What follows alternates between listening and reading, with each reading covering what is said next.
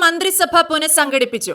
Vice പ്രസിഡന്റും പ്രധാനമന്ത്രിയും Dubai ഭരണാധികാരിയുമായ Sheikh Mohammed bin Rashid Al മക്തൂമാണ് ഇത് സംബന്ധിച്ച് സുപ്രധാന പ്രഖ്യാപനം നടത്തിയത്. ദുബായ് കിരീടാവകാശി Sheikh Hamdan bin Rashid Al മക്തൂമിനെ ഉപപ്രധാനമന്ത്രിയും പ്രതിരോധ മന്ത്രിയുമായി നിയമിച്ചു. നിലവിലെ വിദേശകാര്യമന്ത്രി Sheikh Abdullah bin Zayed Al നെഹ്യാനെയും ഉപപ്രധാനമന്ത്രിയാക്കി നിയമിച്ചിട്ടുണ്ട്. ഇദ്ദേഹം വിദേശകാര്യമന്ത്രിയായി തുടരുകയും ചെയ്യും.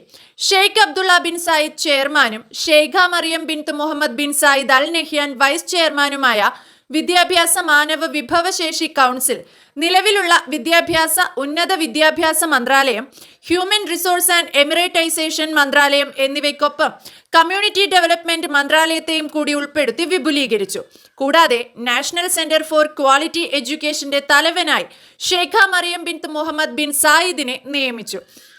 പ്രസിഡന്റ് ഷെയ്ഖ് മുഹമ്മദ് ബിൻ സായിദുമായുള്ള കൂടിയാലോചനകൾക്ക് ശേഷം വിവിധ മേഖലകളിലെ നേതൃത്വവും പ്രവർത്തന കാര്യക്ഷമതയും കൂടുതൽ ശക്തമാക്കുന്നതിനാണ് പുനഃസംഘടനയെന്ന് പ്രധാനമന്ത്രി പറഞ്ഞു.